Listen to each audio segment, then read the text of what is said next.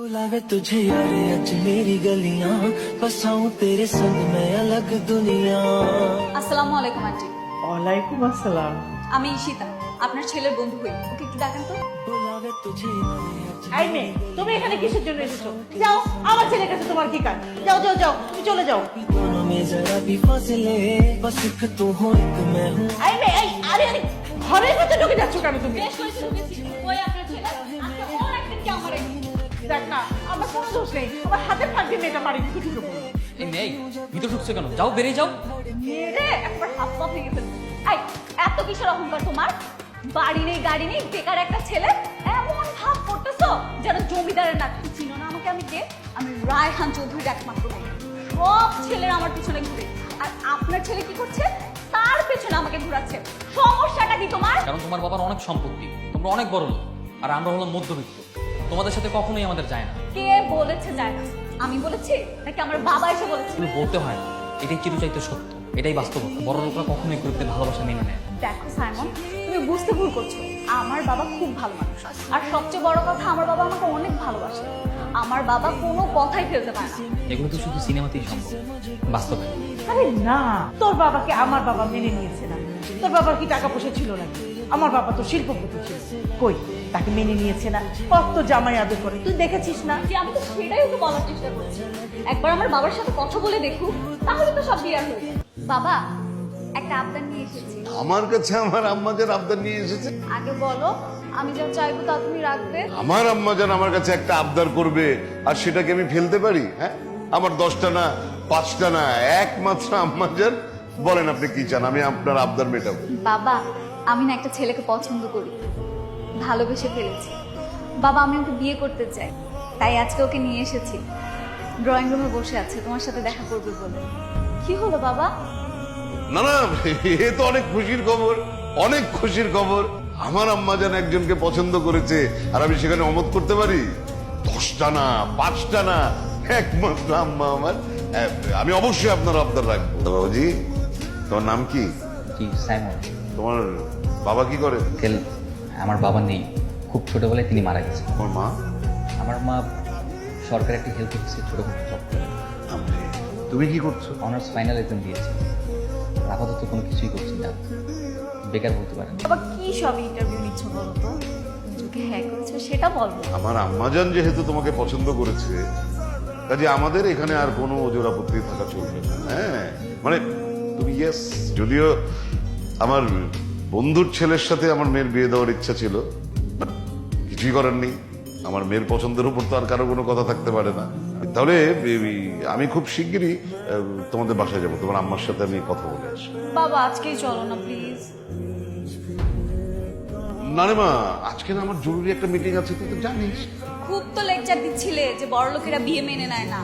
আমার বাবা নাকি তোমাকে ঘাড় ধাক্কা দিয়ে বের করে দিবে। এখন কি হলো? আমি তো পুরো অবাক যে আমার মতো এত সাধারণ ঘরের একটা ছেলেকে তোমার বাবা কিভাবে এত সহজে মেনে নিলেন। কারণ আমার বাবা অনেক ভালো মানুষ, আর আমাকে অনেক ভালোবাসে। মা, আমি তো খুব অবাক হয়েছি, ওর বাবা এত বড় লোক, তো এত সহজে তোমার ছেলেকে মেনে নিল। তোর কি মনে হয় সব বাবারা বাংলা সিনেমার বাবার মতো হয়? তারপরও মা, তুমি জানো না ওর বাবা কত বড় লোক? ওদের ঢাকায় নিজস্ব 4টা বাড়ি আছে, ওদের পার্সোনাল শপিং কমপ্লেক্স আছে, আরো নানান ধরনের মাল্টিনেশনাল বিজনেস আছে। এদিকে তোমার কি আছে বলো, যে তোমার ছেলেকে এত সহজে মেনে নিবে? আমার একটা সোনার চাঁদ ছেলে আছে, হ্যান্ডসাম ছেলে। কি ব্যাপার, আমরা এরকম লেকের মাঝখানে এসে কথা বলছি কেন? আমরা তো লেকের পাড়ে বসেও কথা বলতে পারতাম। তা পারতাম, কেন তোমার ভালো লাগেনি? না, ভালো লাগছে, কিন্তু একটু ভয়ও করছে। আমি তো সাঁতার জানি না। আমি তো সাদা, তোমাকে দেখতে দিই। তোমার জন্য একটা গিফট এনেছি। কই দেখি। ওয়াও, তো গোল্ডের ব্রেসলেট, অনেক দাম। তুমিও তো আমার কাছে অনেক দাম। দেখো এখানে কি লেখা আছে, ফ্লেম অফ লাভ, ভালোবাসার নিদর্শন। এটা আমাদের ভালোবাসার প্রতীক হিসেবে তোমার কাছে থাকবে, সবসময় পরে থাকবে কিন্তু, ঠিক আছে? আমিও তোমার জন্য গিফট এনেছি। কই তুই দেখি। আমার গিফটটা তো তোমার গিফটের মতো এত দামি না। তাতে কি হয়েছে? দেখি না, দেখাও। গতকাল বলেছিলাম না, একটা ফুটন্ত গোলাপ। ওয়াও, তার মানে তুমি সত্যি আমাকে আজকে প্রপোজ করবে? হ্যাঁ, ঠিক আছে ঠিক আছে, তাড়াতাড়ি করো। আগে চোখ বন্ধ করো, তারপর প্রপোজ করবো। কেন? চোখ বন্ধ করতে হবে। আমি তোমার চোখের দিকে তাকিয়ে তোমাকে ভালোবাসি কথাটা বলতে পারবো না। তার মানে কি তুমি আমাকে সত্যি সত্যি ভালোবাসো না? বাসি তো। তুমি যদি আমাকে সত্যি ভালোবাসো তাহলে আমার চোখের দিকে তাকিয়ে মন থেকে অনুভব করো, দেখবে তোমার হৃদয় এভাবেই বলবে। আমি সত্যি সত্যি তোমাকে অনেক ভালোবাসি, আমার জীবনের চাইতে অনেক বেশি। আমি এর বেশি আর কোনো কিছু বলতে পারবো না। আমিও তোমাকে অনেক ভালোবাসি বুদ্ধু একটা। আচ্ছা শোনো, বাবা কিন্তু কালকে তোমাদের বাসায় আসবে। শোন না, তোর শ্বশুর কখন আসবে জানো? সেটা তো বলতে পারছি না। আমি না সব কিছু রেডি করে ফেলেছি, এখন বাকি আছে শুধু মিষ্টি। তুই একটা কাজ কর, বাজারে যা, 4-5 রকম মিষ্টি নিয়ে চলে আয়। আচ্ছা ঠিক আছে মা। আবার কি? তোমাকে একটু দেখি মা। আমাকে দেখার কি আছে? না এমনি দেখতে ছিল তো তাই আর কি। আসসালামু আলাইকুম। আসুন, ভিতরে আসুন। আমি আসি। হ্যাঁ, তুমি যাও। কাজটা সেরে আসো, মিষ্টিগুলো আমার কাছে দাও। আন্টি সাইমন কই? দেখতে পাচ্ছি না। ওকে বাজারে পাঠিয়েছি, কেন এত দেরি করছে? আমি একটু ফোন দিই। থাক না, থাক, করতে হবে, চলেই তো আসবে। আমার মেয়েকে আপনার পছন্দ হয়েছে? ও খুব মিষ্টি মেয়ে, দেখতে তো খুব সুইট, আমার অনেক পছন্দ হয়েছে। ওর মতো বউ পাওয়া তো ভাগ্যের ব্যাপার ভাই যায়। আসলে আমার মেয়ের সুখই আমার সুখ। ও যেন এখানে ভালো থাকে, সেটাই আমার চাপ।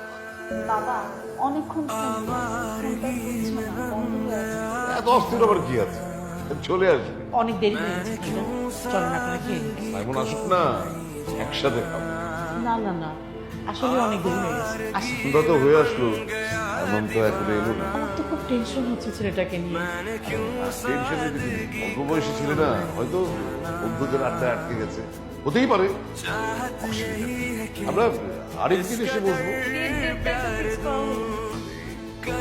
সাইমনই তো নেই, ও থাকলে না হয় আমরা সবাই বসে সবার সুবিধা অসুবিধা বিবেচনা করে একটা দিন ফিক্স করতাম। ले लो खुशी मेरी ले लो दे दो मुझे दे दो सारे गम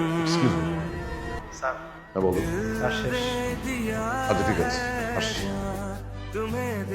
মিটিং থেকে আমাকে রিমাইন্ডার দিচ্ছে, যেতে হবে। সাইমনের কোনো খোঁজ পেলি? না রে, ওর আত্মীয় স্বজন পাড়া প্রতিবেশী সব জায়গায় দেখছি, ওর খোঁজ কোথাও পাচ্ছি না। আচ্ছা কথা কাটাকাটি বা রাগারাগি হয়েছিল? না না, কোনো রাগারাগি হয়নি। আজকে আমাদের বিয়ের ডেট ফাইনাল করার কথা ছিল। আচ্ছা তুই একদম চিন্তা করিস না, আমি একটু খোঁজ করছি, ঠিক আছে? একটা কাজ করি, ওর মাকে একটু ফোন দিই। হ্যালো, আসসালামু আলাইকুম আন্টি। ওয়ালাইকুম আসসালাম। সাইমনের কোনো খোঁজ পেলেন? না না না, খবর পাইনি। এখন আমি কি করি, আমার খুব টেনশন হচ্ছে। না না আন্টি, আপনি একদম টেনশন করবেন না, আমি আছি তো, আমি খুঁজে বের করছি। অনেকদিন তো হয়ে গেল, সাইমনের কোনো খোঁজ নেই। আর এদিকে তুই না খেয়ে ভেবে ওকে পাগলের মতো খুঁজে যাচ্ছিস। তোরা তো জানিস আমি সাইমনকে কতটা ভালোবাসি, ওকে ছাড়া আমি কীভাবে বেঁচে থাকবো বল? কোথায় আছে, কেমন আছে, কোনো কিছুই তো জানি। কেন এভাবে হারিয়ে গেল? আর এদিকে দেখ আন্টির অবস্থাও ভালো, আন্টি খাওয়া দাওয়া অফিসে যাওয়া সব বন্ধ করে দিচ্ছে। আমার সব, তোর বাবা মারা যাওয়ার পর থেকে আমি তো তোকে নিয়ে বেঁচে আছি মা। আমি কিভাবে থাকবো তোকে ছাড়া? আমি কোথায় বাবা আমার ছেলেকে আল্লাহ